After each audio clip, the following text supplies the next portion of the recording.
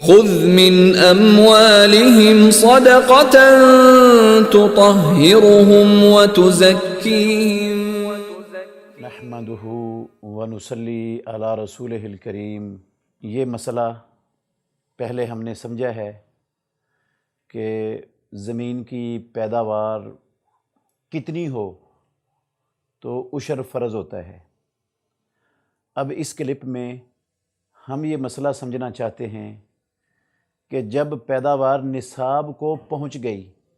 تو اس میں سے عشر کتنا ادا کیا جائے گا؟ 10واں حصہ ادا کیا جائے گا یا 20واں حصہ ادا کیا جائے گا؟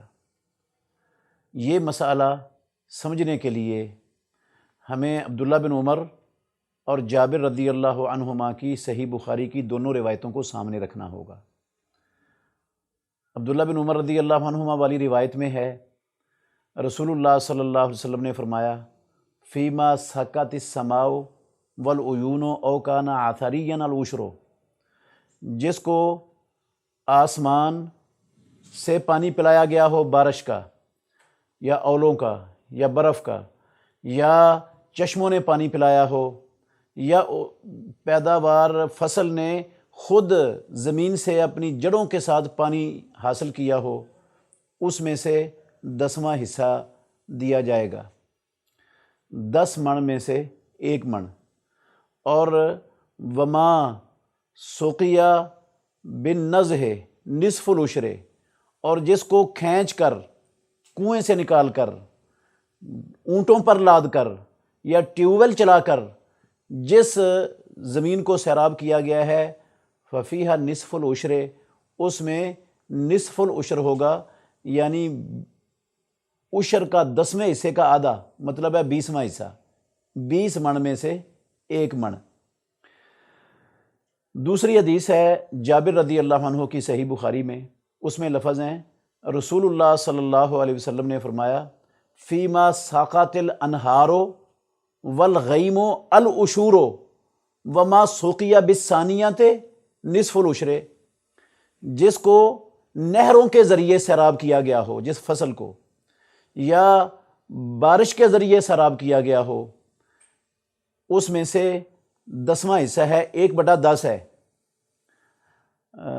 10 من میں سے 1 من۔ اور وما سقیا بالثانیۃ، جس کو راہٹ کے ذریعے، جلار کے ذریعے، یا اٹھا کر کھینچ کر ٹیوبل چلا کر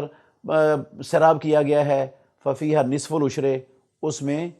نصف العشر ہے، 20 من میں سے 1 من ہے، 20واں حصہ ہے۔ تو اللہ رب العالمین نے چونکہ یہ جو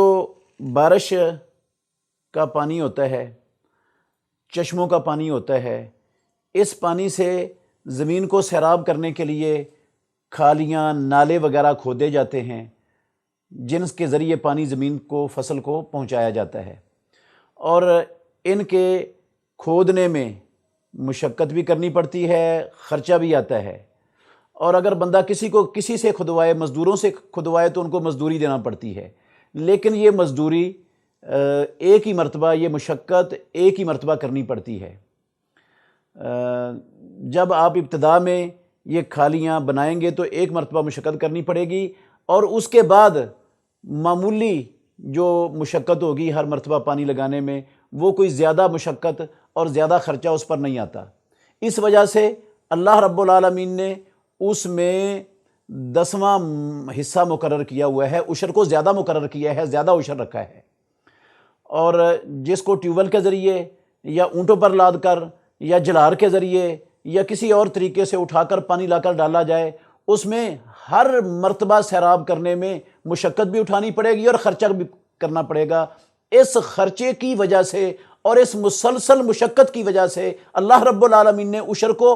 کم کر دیا ہے، اور وہ 20واں حصہ اس میں سے مقرر کیا ہے۔ تو مسئلہ یہ ثابت ہوا کہ جون سی فصل